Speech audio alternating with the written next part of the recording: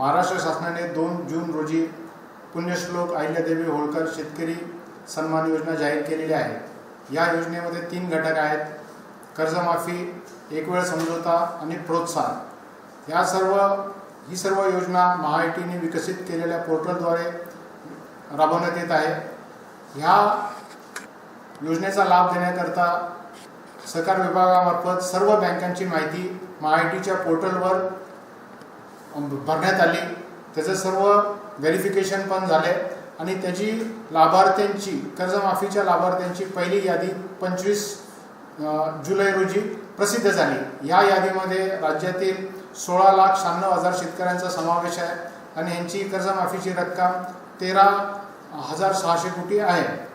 तर ह्या सर्व शेतकऱ्यांनी आपलं आधार प्रमाणिकीकरण करायचं आहे। आधार प्रमाणिकीकरण केल्यानंतर त्यांना लाभ त्यांच्या थेट बँकेच्या खात्यामध्ये जमा करण्यात येईल।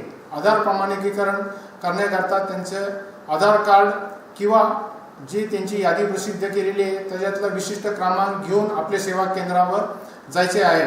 ज्या शेतकऱ्यांनी ॲग्रीस्टॅग फार्मर आय डी काढलेला नाही त्यांना ॲग्रीस्टॅग फार्मर आय डी काढणे आवश्यक असेल। काही ठिकाणी थोड्या अशा तक्रारी आलेल्या आहेत की गाव पातळीवर जी यादी प्रसिद्ध झालेली आहे त्यामध्ये कमर्शियल बँकेचे जे NPAचे अकाउंट्स आहेत त्याची रक्कम चुकलेली आहे।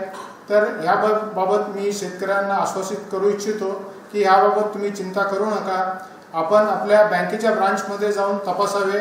तिथं आपली 31 मार्च 26ची थकबाकीची रक्कम दिसेल किंवा तुम्ही आपल्या सेवा केंद्रावर गेल्यावर देखील तिथल्या स्क्रीनवर तुमची 31 मार्च 26ची रक्कम दिसेल। ती रक्कम बरोबर असल्यास तुम्ही आधार ऑथेंटिकेशन करावे।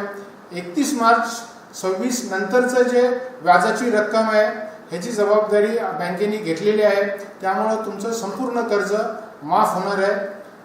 आणि ह्या उपरक्ष कोणत्या शेतकऱ्यांना काही इतर अडचण असली, जसं त्याचं नाव चुकलेलं आहे किंवा आधार नंबर चुकलेला आहे किंवा खाते क्रमांक चुकलेला आहे, तर त्यांनी पोर्टलमध्ये ग्रीव्हन्स रेज करावं, जेणेकरून त्यांची तक्रार जिल्हाधिकाऱ्यांकडे जाईल आणि जिल्हा लेवलच्या समितीमार्फत त्या सर्व तक्रारीचे चौकशी होऊन त्याला लेखी उत्तर दिले जाईल।